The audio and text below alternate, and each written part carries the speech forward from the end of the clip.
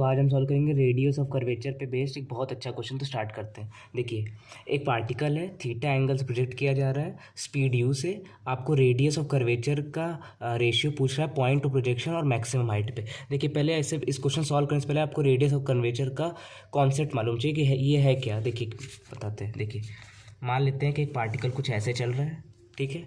अब देखिए, यहाँ पर इसकी वेलोसिटी v है, ठीक। अब देखिए, इसकी वेलोसिटी v है, तो यहाँ के लिए तो कुछ सर्कुलर पाथ ही कर रहा है, उसकी रेडियस है r है। अब जब भी कोई पार्टिकल सर्कुलर मोशन करता है तो उस पर एक सेंट्रल फोर्स लगती है, दैट इज़ सेंट्रीपिटल फोर्स। तो ये ए नॉर्मल या फिर ए सेंट्रीपिटल, आप जो भी बोलिए, नॉर्मल फोर्स, सेंट्रीपिटल फोर्स इसको बोलते हैं, ठीक। एक्सेलरेशन है ये, सॉरी। तो देखिए, तो अच्छा, आप ए सी का फॉर्मूला आपने पढ़ा होगा, v²/r, ठीक। अब देखिए, तो यहाँ से आप रेडियस ऑफ कर्वेचर क्या बोल सकते हैं, v²/ac। मतलब आपसे कभी रेडियस ऑफ कर्वेचर आपसे कोई पूछे तो आप बोल दीजिए कि वो है वेलोसिटी के मैग्नीट्यूड का स्क्वायर अपॉन नॉर्मल एक्सेलरेशन, ठीक। अब देखिए, अब इस क्वेश्चन को हम सॉल्व करते हैं। देखिए, तो आपको थीटा एंगल पे प्रोजेक्ट किया गया था यू स्पीड से। देखिए थीटा एंगल से यू की स्पीड से। अब देखिए, आपको देखिए यहाँ पर मैंने बताया था कि आपको एक्सेलरेशन का भी देखना पड़ेगा कि एक्सेलरेशन जो है वो आपका परपेंडिकुलर एक्सेलरेशन होना चाहिए। देखिए, यहाँ पर ये 90 है, वेलोसिटी और एक्सेलरेशन दोनों परपेंडिकुलर है। देखिए, अब पहले आपसे यहाँ ए और इस मैक्सिमम हाइट पे आपसे रेडियस ऑफ कर्वेचर का पूछ रहा है वो। देखिए, अब हम यहाँ इस पॉइंट को पहले देखते हैं। इस पॉइंट पे जी डाउनवर्ड्स है।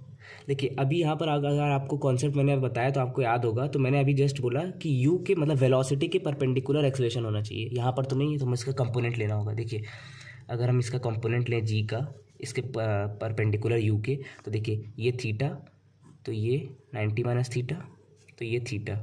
तो मतलब ये हमारा आ गया कंपोनेंट जो है यू के परपेंडिकुलर वाला, ये आ गया हमारा जी कॉस थीटा। अब देखिए, इस पॉइंट ए के लिए, एट पॉइंट ए हम रेडियस ऑफ कर्वेचर अगर निकालें तो देखिए हम क्या कहेंगे, रेडियस ऑफ कर्वेचर वेलोसिटी का मैग्नीट्यूड या फिर वेलोसिटी का स्क्वायर और नॉर्मल एक्सेलरेशन। तो नॉर्मल एक्सेलरेशन ये है हमारा इसके परपेंडिकुलर, तो वेलोसिटी का स्क्वायर मतलब u square upon normal acceleration that is g cos theta. Call it equation 1 यहाँ, ठीक है। अब देखिए, मान लेते हैं R1 है, ठीक है। अब देखिए, अब आपको मैक्सिमम हाइट पे चाहिए, तो आपको पता होगा ये पॉइंट बी है। अब देखिए, अब आपको मालूम होगा कि मैक्सिमम हाइट पे इसके पास एक बस हॉरिजॉन्टल वेलोसिटी बचती है, that is you cos theta. अब देखिए, अगर आप यहाँ पे ऑब्जर्व करिए तो ये देखिए, यहाँ पर जी आप देखिए इसके परपेंडिकुलर ही है, जी इसके परपेंडिकुलर ही है, तो यू कॉस थीटा और जी परपेंडिकुलर है, तो यहाँ पर हमें कोई कंपोनेंट लेना ही पड़ेगा। तो अगर हम पॉइंट बी बोले, एट पॉइंट बी हम क्या बोलेंगे, रेडियस ऑफ कर्वेचर जो होगा R2 वो हमारा होगा वेलोसिटी का स्क्वायर, तो यू कॉस थीटा का होल स्क्वायर अपॉन जी। तो R2 हमारा आ गया u square cos square theta by g. अब हमारा क्वेश्चन सेकंड, अब हमारा दोनों रेडियस ऑफ कर्वेचर आ गया, हम इसका रेशियो निकालना है। तो R1/R2 अब से पूछ रहा है, तो ये आपका आ जाएगा 1 ये यू स्क्वायर कट जाएगा, जी कट जाएगा, ये ऊपर मल्टीप्लाई, ये कॉस थीटा से मल्टीप्लाई हो जाएगा, तो 1/cos क्यूब थीटा बन जाएगा। तो R1/R2 आपका आ गया है, इसको आप बोल सकते हैं। देखिए, ऑप्शन 1/cos क्यूब नहीं है, तो ये हो जाएगा हमारा सेक क्यूब थीटा। तो हमारा ऑप्शन नंबर सी है। Okay, thank you. मैं आपको एक बार फिर से बता देता हूँ उस क्वेश्चन आपको मेनली करना क्या था। देखिए, आपसे रेडियस ऑफ कर्वेचर का कंसेप्ट पूछ रहा था।